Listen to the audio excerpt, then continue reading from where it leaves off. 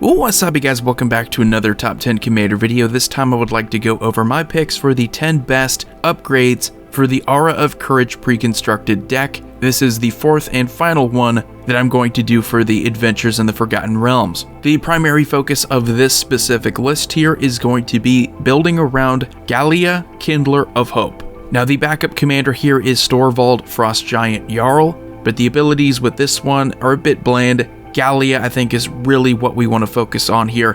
But before I get started here with the top 10, first I would like to remind you that most of you who are watching right now are not actually subscribed to the channel. So I would really appreciate it if you did me the favor of hitting that subscribe button and the notification bell, just so you don't miss any future videos. Thank you all so much, I appreciate all of you. So let's start it off here with number 10. This is from a Precon deck a couple years ago, Heavenly Blademaster. I will give a slight nod to Bruna Light of Alabaster because it's a very similar idea. However, I think Heavenly Blademaster is a bit stronger as a win con. I think not only do you synergize with auras, but you also synergize with equipment. And since you're already doing both of those things with your Gallia, this is a no-brainer. You're also going to be pumping up the rest of your team for each aura and equipment attached to Heavenly Blademaster. This is after, of course, attaching any number of auras and equipments you control to her. So you get a flying double strike creature that could easily just come out of nowhere and win you the game. While I don't think it's going to make your deck quicker, I think it is definitely something you should look into. With equipment decks especially, you always want to look out for creatures that can bypass that equip cost. It really helps you to get back into the game, get back into combat. And then number 9, we have Shadow Spear. I think as far as utility equipments go, this is one of the best ones you can play. For only 1 mana, you can make it so that permanents your opponents control lose hexproof and indestructible until end of turn.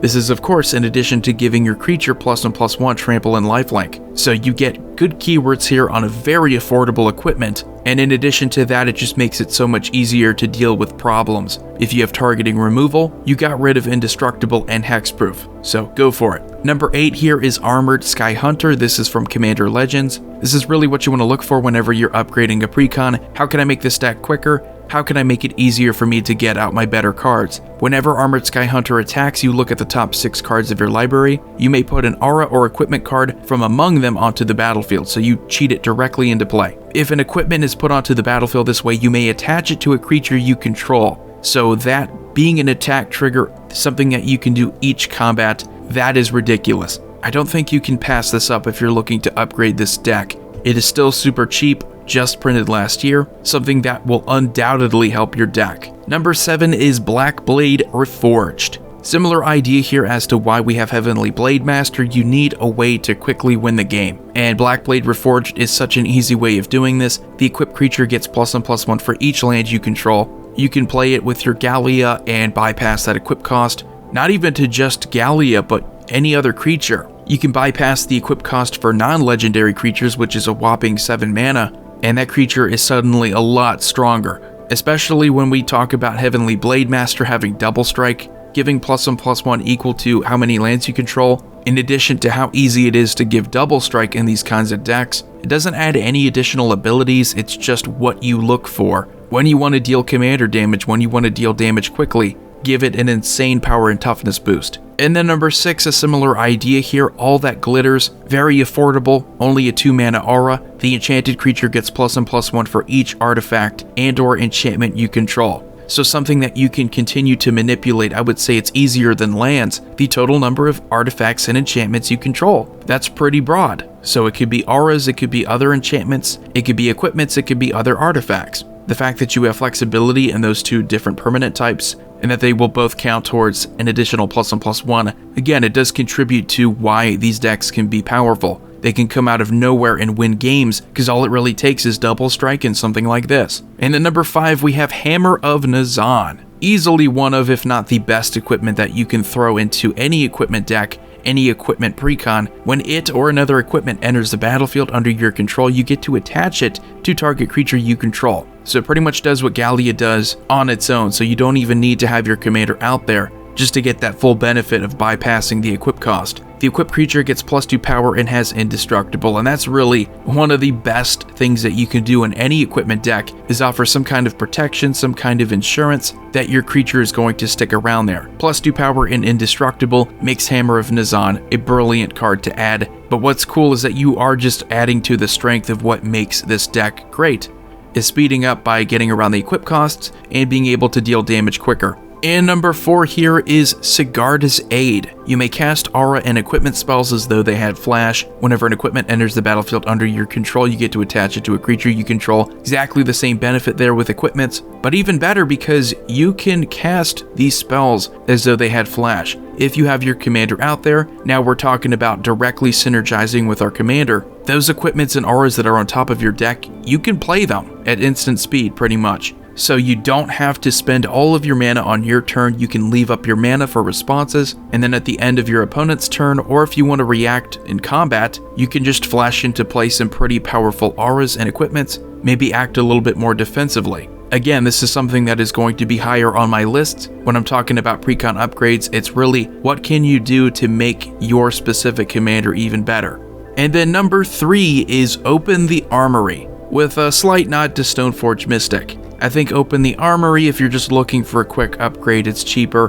Putting in something like Stoneforge Mystic, yeah, it's a great search card on an ETB, but Open the Armory will help you get an aura if you're looking for an aura, and often you'll find that you will. It allows you to search up something like an Aqueous form, which can be a quick way of dealing commander damage. So 2 mana sorcery speed, search up whatever you want, still affordable. It's a quick upgrade, but you'll find that tutors any kind of search card in Commander, just adds to the consistency of your decks. It's the same reason why playing something like Demonic Tutor will instantly make your deck more competitive.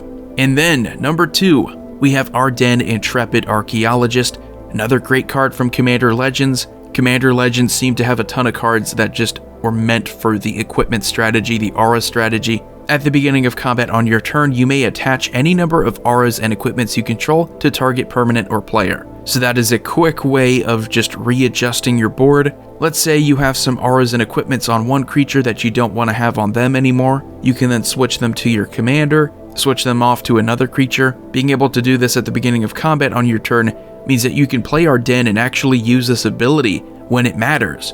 So right before you're about to swing at your opponents, you can figure out, well, what creature do you want to have this ability with? What creature do you want to have this aura or equipment attached to? There are a lot of ways that you can bypass the equip cost of just playing an equipment, but Ardenn just makes it so much easier to change your mind. So let's say you want to throw something onto another creature you have, but you don't want to pay that equip cost. Ardenn is kind of a way of getting around it.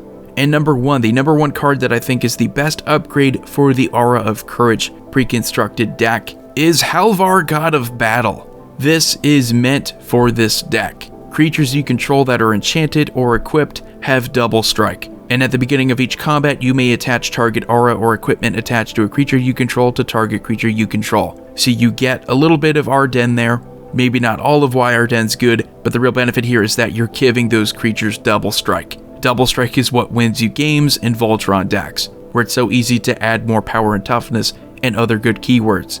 The flip side is Sword of the Realms, which, if you absolutely are looking for another equipment, go ahead and play it. It does make it so that when that creature dies, you get to return it to your hand, but personally, I think Halvar is the better of the two sides. You really get to benefit off of the strength of this kind of commander here in Gallia. There are some auras, there are some equipments that give double strike, but making this so that each of your enchanted, each of your equipped creatures have double strike is crazy. But anyway, let me know what you think about these 10 precon upgrades for the Aura of Courage deck. I really enjoy doing this series, and I can't wait for more commander decks to come out, because I think this is the format I'm going to use going forward. I'm already used to doing top 10 videos, but you guys let me know what you think in the comment section below. As always, subscribe, like, comment, share, hit the notification bell. Void here signing off. You all have a wonderful day.